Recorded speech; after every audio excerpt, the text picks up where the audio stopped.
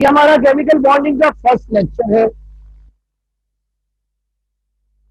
लेकिन बच्चों chemical bonding का जो रिड्यूस सिलेबस हमारे पास मौजूद है वो आपको थोड़ा सा अगर आपने देखा हो तो बच्चों रिड्यूस सिलेबस जो है वो डायपोल मोमेंट से शुरू हो रहा है। अब बच्चों डायपोल मोमेंट आपको समझ ही नहीं आएगी जब तक आप केमिकल बॉन्डिंग के शुरू के टॉपिक नहीं पढ़ेंगे। यार तैयबा अकबर मतलब लेक्चर हो रहे हैं, तुम अपनी बातों में मतलब टॉपिक में लगी हो। वो भी टॉपिक होंगे ना जब अभी अभी कोर्स खत्म तो नहीं हुआ ना बेटा। फिलहाल जो पढ़ाया जा रहा है उसको फोकस करो। तो मैं दोबारा सॉरी स्टूडेंट्स आपको बताता हूँ कि केमिकल बॉन्डिंग चैप्टर नंबर 4 जो है उसका क्या तरीकेकार है पढ़ाने का, मेरा क्या रहेगा, मुझे आपसे क्या डिमांड होगी। वो ये कि मैं जो भी आपको काम दूंगा, होमवर्क दूंगा, वो आपने मुझे असाइनमेंट की शक्ल में पीडीएफ बनाकर भेजना होगा। ठीक है जनाब। तो मैं बोर्ड के ऊपर आपको बता रहा हूं कि किस तरह से ये चैप्टर मैं पढ़ाऊंगा। बोर्ड के ऊपर आप देखेंगे। तो नहीं लिया मुझे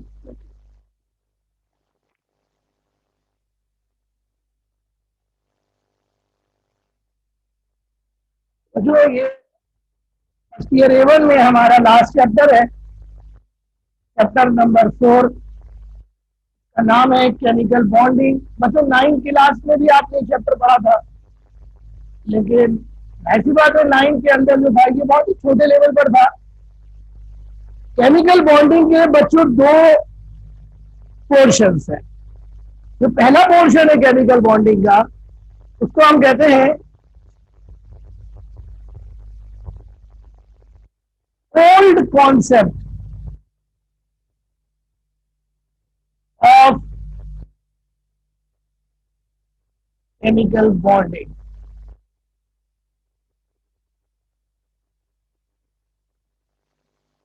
तो बच्चों जो टॉपिक है वो आपको पढ़ने होंगे। उसमें पहला टॉपिक होगा 4.1 का 1। इस तरह फिर बच्चों ये टॉपिक चलते रहेंगे 2 3 4 5। मैं बताता रहूंगा आपको। पहला टॉपिक जो है वो बच्चों है केमिकल बॉन्ड क्या होता है, what is chemical bond and what is the need for bond formation.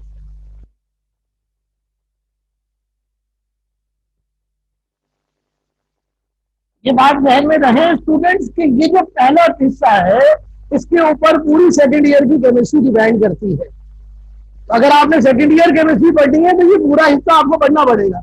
आप अभी छोड़ दीजिए तो फिर ठीक है, सेकेंड ईयर के अंदर क्या करेंगे आप केमिस्ट्री में। इसलिए बच्चों को पढ़ना पड़ेगा आपको। फिर उसके बाद बच्चों आपको पढ़ाया जाएगा types of bond. Types of bond और बच्चों टाइप्स ऑफ बॉन्ड में सबसे पहला बॉन्ड आपको पढ़ाएंगे आयनिक बॉन्ड। ये आपने बच्चों 9th में भी पढ़े थे तीनों टॉपिक। दूसरा टॉपिक आपको पढ़ाया जाएगा कोवलेंट बॉन्ड। फिर आपको बच्चों पढ़ाएंगे single, double and triple bond.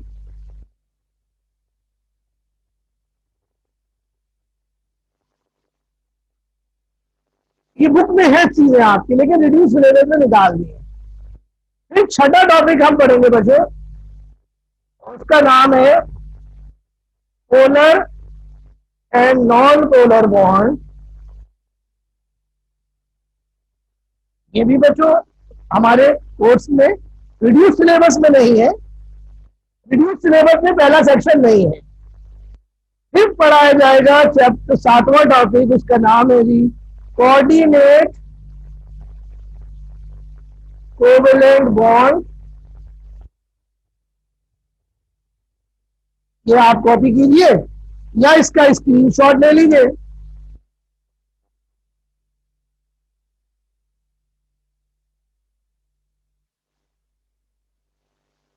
ठीक है जनाब। और टॉपिक भी है इसमें, और टॉपिक भी है। अब बच्चों मैं ऊपर की तरफ जा रहा हूं, जी टॉपिक इसमें लिखूंगा जो जो इस वीडियो सिलेबस में नहीं है, और आपको वो या तो वो मैंने पढ़ाने हैं या फिर आपको वो खुद से पढ़ने हैं। इसके बाद बच्चों कोऑर्डिनेट कोवलेंट बॉन्ड के बाद एक ऐसा टॉपिक आएगा जो कि ना रिड्यूस सिलेबस में है ना हमारी बुक में है, और इसका नाम है रेजोनेंस। तो बच्चों की जो रेजोनेंस का टॉपिक है सेकेंड ईयर में आपको खून के आंसू रुला देगा ये रेजोनेंस। सेकेंड ईयर इतनी लेंदी है कि वो सेकेंड ईयर में कवर नहीं होती। और ये कि आप फर्स्ट ईयर का टॉपिक छोड़ के जा रहे हैं यहाँ पर, तो भाई ऐसा बिल्कुल नहीं कीजिएगा। अभी ये सारी चीजें आपको करनी है, अभी ही करनी है। फिर बच्चों नवा टॉपिक आ रहा है, उसका नाम है जी डाइपोल मोमेंट। ये वो टॉपिक है जो आपके कोर्स में है। ये तब समझ में आएगा जब ये सारे ऊपर वाले टॉपिक आपको समझ में आ जाए। ये आपके कोर्स में है। फिर उसके बाद 10वां टॉपिक है बॉन्ड लेंथ। फिर उसके बाद अगला टॉपिक है बॉन्ड एनर्जी। बॉन्ड एनर्जी आपके कोर्स में है, लेकिन bond energy depends on bond length. तो जब तक बॉन्ड लेंथ नहीं पढ़ोगे बॉन्ड एनर्जी प्रॉपरली समझ में नहीं आएगी। ये है जनाब आपका पहला हिस्सा। इसमें बहुत सारी चीजें जो आउट ऑफ सिलेबस है वो मैंने नहीं लिखी, उन्हें भी पढ़ना पड़ता है जो हम पढ़ाते हैं आपको, तो वो भी चीज से हम आपको पढ़ाते रहेंगे। ये पहला हिस्सा हो गया। अब बच्चों इसका दूसरा हिस्सा शुरू करता हूं। दूसरा हिस्सा जो कोर्स में है वो आपको बताता हूं। ये मैं मिटा रहा हूं। तो कितने टॉपिक हुए कोर्स में? पहले हिस्से से कितने टॉपिक हुए? दो टॉपिक हुए पहले पोर्शन से। अब देखो बेटा, ये है सेक्शन 2। इसका नाम है modern concept of bonding. Modern concept. अब इसमें क्या क्या पढ़ना है बच्चों वो देखिएगा। 4.2 का 1 ये पहला टॉपिक आएगा इसमें। वो क्या है जी? यहां पर आप पढ़ेंगे जनाब मुख्तलिफ थ्योरीज जो कि मॉडर्न कॉन्सेप्ट की हैं। उसमें जो पहली थ्योरी आप पढ़ेंगे उसका नाम है VBT। इसको कहते हैं बच्चों वैलेंस बॉन्ड थ्योरी। दूसरा टॉपिक प्यारे बेटा जो आप लोग पढ़ेंगे उसका नाम है MOT। ये बॉन्डिंग की मॉडर्न थ्योरीज है। इनके नाम में पूरा लिख रहा हूं, मॉलिक्यूलर ऑर्बिटल थ्योरी। बच्चों VBT जो है वो डिटेल के साथ रिड्यूस सिलेबस में भी नहीं है, और वैसे भी हमारे कोर्स में ये नहीं थी, तो थोड़ा बहुत हम इसके बारे में पढ़ाएंगे। MOT पूरा आपने पढ़ना है जी।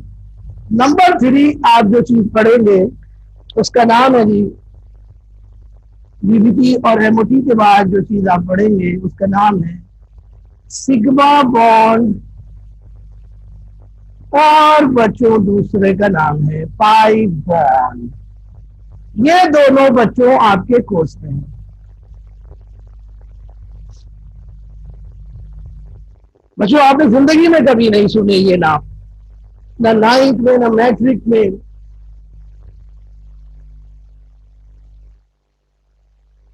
अच्छा बेटा मैंने ऐड कर लिया। बच्चों 5वां टॉपिक जो हम यहां पे पढ़ेंगे उसका नाम है हाइब्रिडाइजेशन। हाइब्रिडाइजेशन। और बच्चों 6वां टॉपिक जो हम यहां पढ़ेंगे उसका नाम है वैलेंस शेल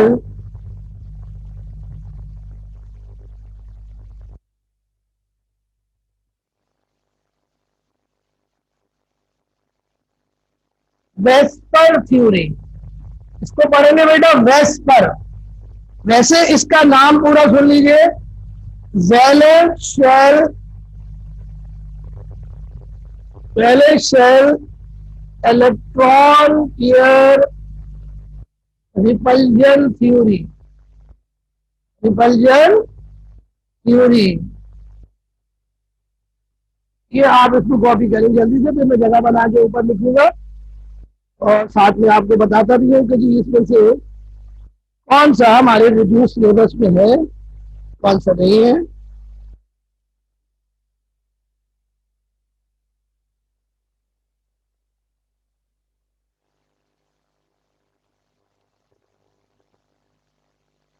सॉरी स्टूडेंट्स, कुछ चीजें गलत मैंने मेंशन आपको कर दी थी। प्यारे बच्चों, वीबीटी हमारे कोर्स में नहीं है, एमओडीबी कोर्स में नहीं है, लेकिन बच्चों ये दोनों पढ़नी पड़ेंगी वरना सिग्मा बॉन्ड और पाई बॉन्ड समझ में नहीं आएगा।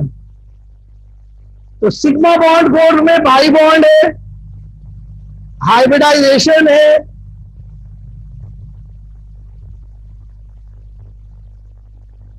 Valence shell electron pair repulsion theory है, और बच्चों सातवीं चीज जो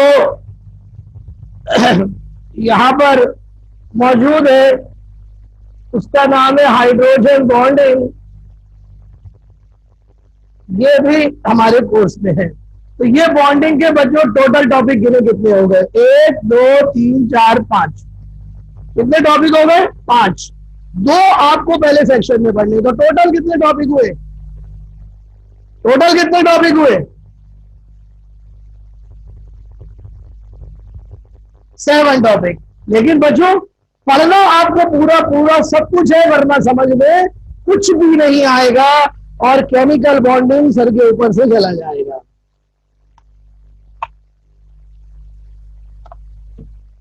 जी, अब आप लोग मुझसे कोई भी सवाल करना चाहते हैं तो आप चैट बॉक्स में आ जाइए, चैट बॉक्स में आ जाइए, सवाल कर लीजिए। कुछ भी पूछना है तो आप सवाल कर सकते हैं।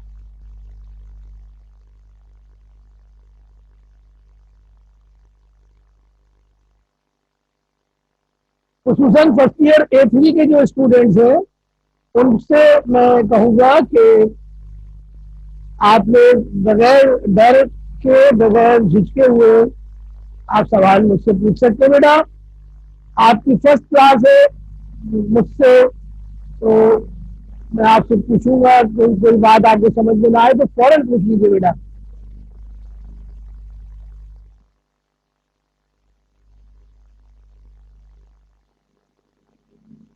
नहीं निमरा, कोचिंग में नहीं हो सकता। कोचिंग कैसे खुलेगा? कोचिंग अलाउ ही नहीं है खोलना। इकरा बेटा बोर्ड में इस चैप्टर से दोनों तरह के क्वेश्चन आते हैं, शॉर्ट भी आता है, लॉन्ग भी आता है। एक लॉन्ग आता है और 3 शॉर्ट आते हैं, और ब्लैंक बहुत सारी आती है, कॉन्सेप्ट बहुत सारे आते हैं। असल जमाल इस वक्त तो तुम खुद शेर बने हुए हो, क्या शेर सुना दे। तो स्टूडेंट्स, फिर हम आज का लेक्चर अब शुरू करने जा रहे हैं। आपको पहला लेक्चर देंगे आज केमिकल बॉन्डिंग का।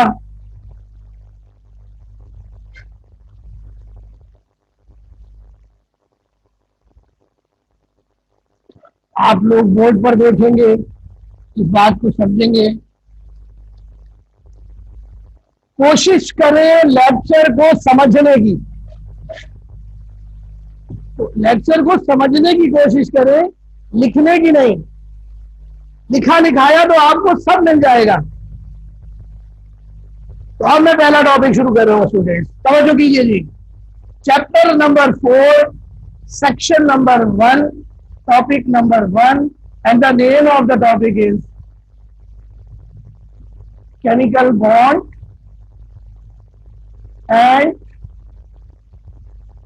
need for chemical bond. This is the first topic. तो बच्चों सबसे पहले हमें यह समझना पड़ेगा कि केमिकल बॉन्ड होता क्या है। मुंतहा ये मैं सब बताऊंगा बेटा, आपको क्या इंपॉर्टेंट आएगा। अभी फिलहाल लेक्चर पे कॉन्सेंट्रेट करो बेटा। What is chemical bond? बच्चों जैसे कि आप लोगों को मालूम है, एटम्स स्टेबल नहीं होते। बच्चों एटम कभी भी सिंगल फॉर्म में नहीं होते, एटम अनस्टेबल होते हैं और एटम अपना वजूद बरकरार नहीं रख सकते।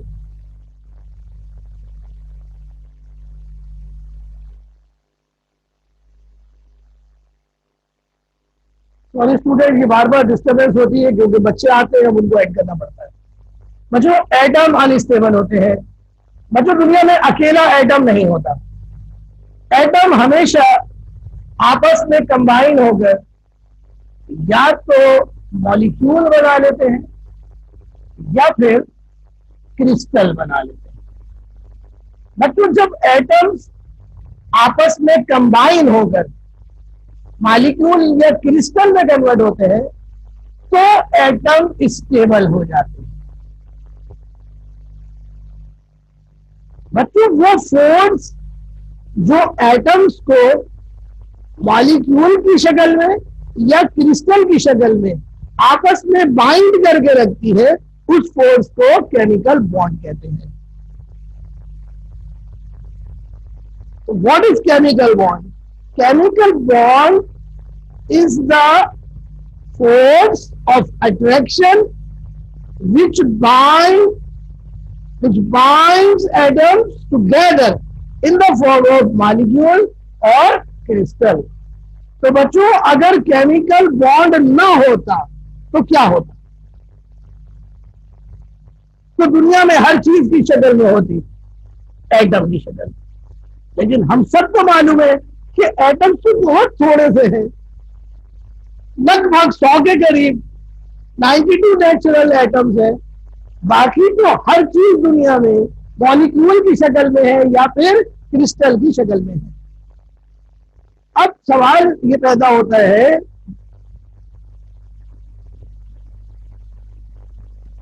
एक खूबसूरत वर्ड आपको बताता हूं, केमिकल बॉन्ड की तारीफ। सिंपल दो वर्ड्स के अंदर, अट्रैक्टिव फोर्सेस का नाम केमिकल बॉन्ड। जितनी अट्रैक्टिव फोर्सेस ज्यादा होंगी, स्ट्रांग होंगी, केमिकल बॉन्ड उतना स्ट्रांग होगा। जितनी अट्रैक्टिव फोर्सेस वीक होंगी, केमिकल बॉन्ड उतना वीक होगा। अब जो सवाल जहन में उठता है वो ये है कि एटम्स अनस्टेबल क्यों है? तो इसका जवाब बच्चों आपको देते हैं। एटम अनस्टेबल, एटम की इनस्टेबिलिटी की दो वजूहात हैं। पहली वजह, एटम्स हैव हाई एनर्जी। बच्चों एटम्स की एनर्जी ज्यादा होती है और थर्मोडायनामिक्स चैप्टर 5 में आपने पढ़ा था, हाई एनर्जी इनस्टेबिलिटी की निशानदेही करती है। जिस चीज की एनर्जी ज्यादा होती है वो अनस्टेबल होती है। तो atoms are unstable because they have high energy. और दूसरी बात जो आपको मैंने एटॉमिक स्ट्रक्चर में बताई थी वो मैं रिपीट करूंगा यहां पर। एटम अनस्टेबल इसलिए होते हैं क्योंकि बच्चों एटम्स का वैलेंस शेल यानी आउटर मोस्ट शेल इनकम्प्लीट होता है। Incomplete valence shell. बच्चों वैलेंस शेल किसको कहते हैं? वैलेंस शेल किसको कहते हैं? Outermost shell. Valence shell किसको कहते हैं? Outermost shell. और आउटर मोस्ट शेल कंप्लीट कब होता है? जब उसमें 8 इलेक्ट्रॉन हो जाए। दुनिया में नोबल गैसेस के अलावा किसी एटम के वैलेंस शेल में 8 इलेक्ट्रॉन नहीं होते। तो बच्चों, अगर किसी एटम का वैलेंस शेल मुकम्मल नहीं है तो इसका मतलब ये है कि उसके वैलेंस शेल में 8 इलेक्ट्रॉन नहीं है, यानी उसका ऑक्टेट मुकम्मल नहीं। तो इनकम्प्लीट ऑक्टेट की वजह से एटम अनस्टेबल होते हैं। अब सवाल ये पैदा होता है मॉलिक्यूल क्यों स्टेबल होता है? तो इसका जवाब बच्चों, मॉलिक्यूल इसलिए स्टेबल होता है कि मॉलिक्यूल्स में एटम की एनर्जी लो होती है, कम होती है। सवाल ये पैदा होता है कि यहां एनर्जी एटम की हाई थी, यहां लो कैसे हो गई? जी बताइए, यहां एटम की एनर्जी हाई है, यहां लो कैसे हो गई मॉलिक्यूल में? जी, गिव योर आंसर।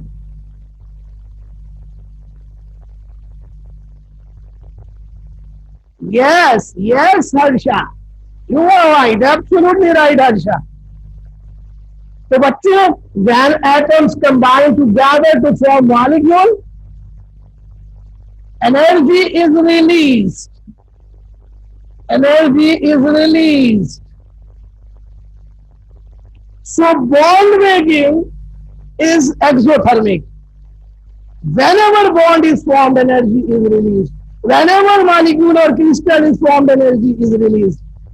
तो एनर्जी रिलीज होने की वजह से एनर्जी लो हो गई। और दूसरी बात प्यारे बच्चों, जब कभी भी कोई एटम मॉलिक्यूल में कन्वर्ट होता है, उसके वैलेंस शेल में 8 इलेक्ट्रॉन हो जाते हैं और उसका ऑक्टेट मुकम्मल हो जाता है। 8 electrons in the valence shell denotes octet. 8 electron in the valence shell is called octet. Octet माने 8 electron in the valence shell. तो ये दो वजूहात हैं प्यारे बच्चों एटम्स की मॉलिक्यूल में कन्वर्ट होने की, यानी बॉन्ड बनाने की। वो फोर्स जो एटम्स को आपस में जोड़ के रखती है उसको कहते हैं केमिकल बॉन्ड। तो इसको बच्चों कॉपी करें और कोई सवाल करें। अगर आपको कोई कंफ्यूजन है तो मैं उस कंफ्यूजन को दूर करूंगा बच्चों।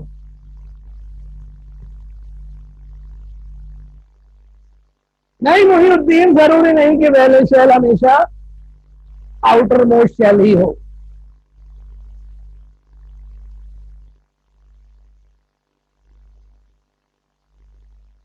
ये स्टूडेंट सबको समझ में आ रहा है बच्चों?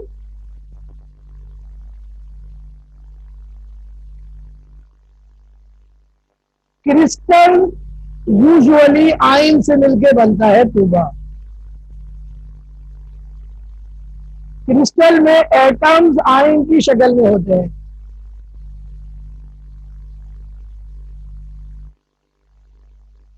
जब एटम्स आमना मॉलिक्यूल या क्रिस्टल में कन्वर्ट होते हैं, एनर्जी निकलती है। एनर्जी निकलने की वजह से मॉलिक्यूल बनता है और एटम स्टेबल हो जाते हैं। इस एनर्जी को दो नाम दिए जाते हैं। अगर मॉलिक्यूल बनेगा तो जो एनर्जी निकलेगी उसको बॉन्ड एनर्जी कहेंगे, और अगर क्रिस्टल बनेगा तो जो एनर्जी निकलेगी उसको लेटिस एनर्जी कहते हैं। एनर्जी जितनी ज्यादा निकलेगी मॉलिक्यूल और क्रिस्टल उतना स्टेबल होगा। जी कोई क्वेश्चन करना है तो ठीक है, वरना मैं आगे चलता हूं आपको।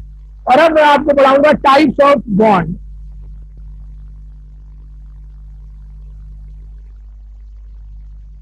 तो आप सब लोग बोर्ड पे देखिए।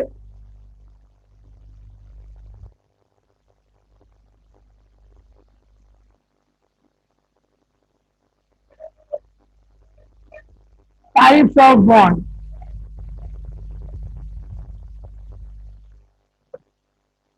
स्टूडेंट्स, एक चार्ट के जरिए मैं आपको ये समझाऊंगा, और अब आप बोर्ड पर देखेंगे प्लीज। ये बहुत इंपॉर्टेंट चार्ट है। इससे पूरी बॉन्डिंग जो ओल्ड बॉन्डिंग कॉन्सेप्ट है वो इंशाल्लाह क्लियर हो जाएगा आपको बच्चों। तवज्जो कीजिए इधर बच्चों, बॉन्ड का क्या मतलब होता है प्यारे बच्चों? बॉन्ड का मतलब होता है अट्रैक्टिव और binding forces. Attractive or binding forces are called bond. What is bond? The attraction between particle is called bond. The binding forces between particles is called bond. बच्चों, every bond and every type of attractive force is electrical force. Is electrical force. What is electrical force? Electrical force is also called electrostatic force. And what is the definition of electric force? The force between positive and negative charge is called electrostatic force. So all bonds are electrical in nature, which means all bonds are electrostatic force of attraction. That is, they involve the attraction between opposite charges. That is the positive charge and the negative charge. तो बच्चों, कोई सा भी bond होगा वो electrical होगा और वो अपोजिट चार्जेस के दरमियान अट्रैक्शन की वजह से पैदा होगा।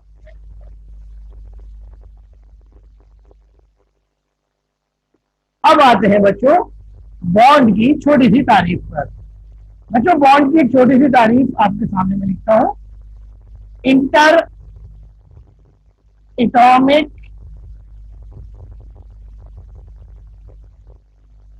और इंटर पार्टिकल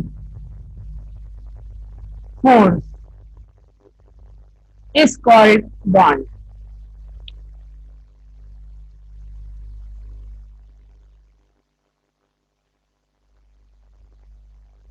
बच्चों, बॉन्ड दो तरह का होता है। बॉन्ड दो तरह का होता है। Bond between atoms. Bond between atoms. Bond between atoms is called chemical bond. It is also called intra atomic forces, and it is also called primary bond.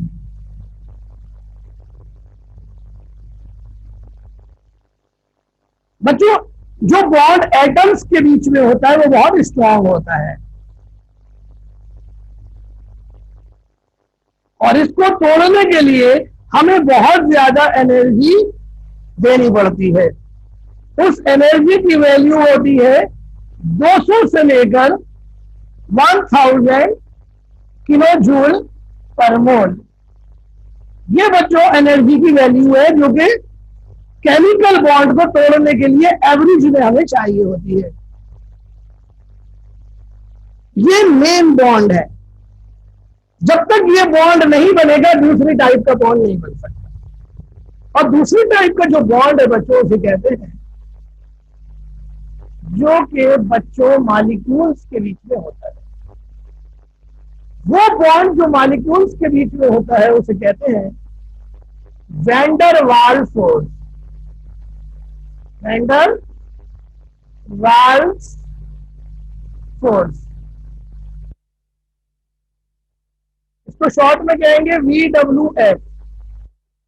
का दूसरा नाम है इंटर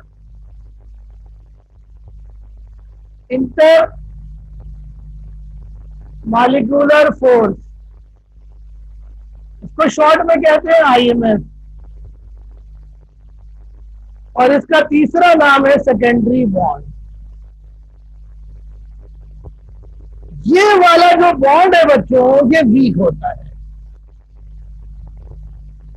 और इसको तोड़ने के लिए 1 to 40 किलो जूल पर मोल की एनर्जी चाहिए होती है। तो यहाँ पे थोड़ी सी इंटर एटॉमिक में थोड़ा सा मसला हो गया है। इंट्रा एटॉमिक एक्चुअली ये नहीं है, इंट्रा मॉलिक्यूलर है ये, सॉरी, इसका नाम इंट्रा मॉलिक्यूलर।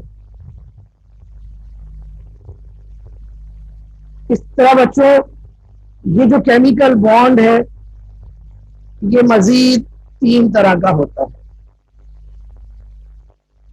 और प्यारे बच्चों ये जो सेकेंडरी बॉन्ड है ये मजीद 3 तरह का होता है। एक्चुअली 4 तरह का होता है, लेकिन हमारी बुकों में 3 तरह का दिया हुआ है। हम इसको 4 तरह का करेंगे यार, है बच्चों। जो पहला टाइप है केमिकल बॉन्ड की, उसे कहते हैं आयोनिक बॉन्ड। इसको मैं शॉर्ट करके लिख रहा हूं, आईबी, आयोनिक बॉन्ड। दूसरी टाइप को कहते हैं covalent bond, CB.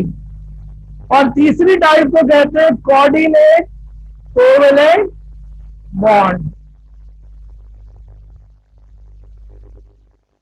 Coordinate covalent ionic bond, covalent bond. और तीसरी टाइप को हम कहेंगे मेटेलिक बॉन्ड।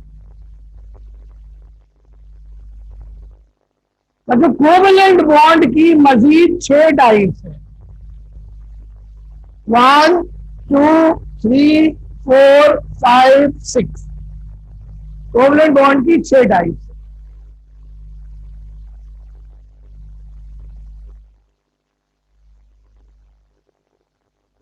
पहली टाइप आयोनिक बॉन्ड, दूसरी कोवेलेंट बॉन्ड, तीसरी मेटालिक बॉन्ड। ये 3 तरह का मेन बॉन्ड है। और अब इनके नाम आप सुनिए। कोवेलेंट बॉन्ड की पहली टाइप इसे कहते हैं सिंगल बॉन्ड, दूसरी को डबल बॉन्ड, तीसरी को ट्रिपल बॉन्ड, चौथी को पोलर बॉन्ड, पांचवी को नॉन पोलर बॉन्ड और छठी को कोऑर्डिनेट कोवेलेंट बॉन्ड। तो हमारे पास 2 मिनट रह गए बच्चों, मैं रिपीट कर दूंगा ये आपको अभी। अब आप देखिए पहली फोर्स सेकेंडरी बॉन्ड का पहला नाम आयन डाइपोल इंटरेक्शन, इसको पढ़ेंगे आईडी। दूसरी का नाम है हब्बी, HBI। तीसरी का नाम है डड्डी, DDI। और आखिरी का नाम है LDF। मैं इनके नाम आपको बताता हूं, पूरे नाम सुनिए। इसका नाम है आयन डाइपोल इंटरेक्शन। इंटरेक्शन माने attraction, hydrogen bonding interaction, dipole dipole interaction and London dispersion force, London dispersion force. प्यारे बच्चों इसमें से हमें रिव्यू सिलेबस में ये पढ़ना है, ये पढ़ना है बस, और यहां से हमने ये पढ़ना है। तो हमारा ओल्ड कॉन्सेप्ट ऑफ बॉन्डिंग मुकम्मल हो जाएगा। इसको कॉपी कर लेंगे और यही हमारा लेक्चर आज खत्म हो रहा है। कल हम आपको देंगे लेक्चर आयोनिक बॉन्ड का। आईडीआई का मतलब है आयन डाइपोल इंटरेक्शन।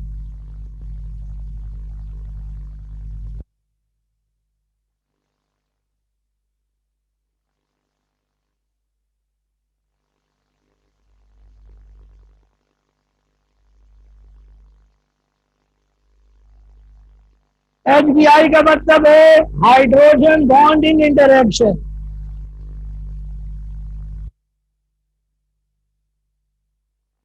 DDI का मतलब है डाइपोल डाइपोल इंटरेक्शन। और LDF का मतलब है London dispersion force.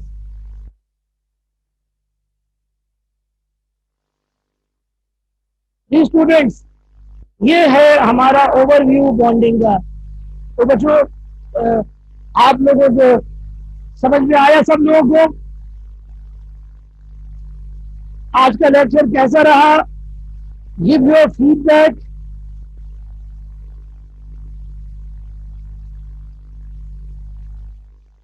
खसूसन first year A3 students, I want your comments.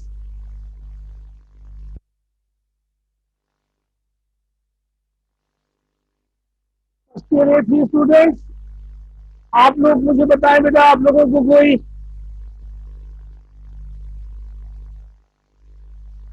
Mohyeddin bond के स्ट्रॉन्ग और वीक होने की वजह फोर्स ऑफ अट्रैक्शन है।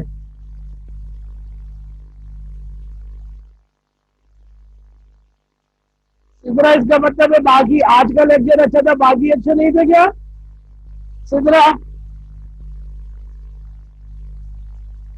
मुहिद्दीन, जितनी फोर्स ऑफ अट्रैक्शन स्ट्रॉन्ग होगी उतना बॉन्ड स्ट्रॉन्ग होगा, जितनी फोर्स ऑफ अट्रैक्शन कम होगी उतना बॉन्ड वीक होगा।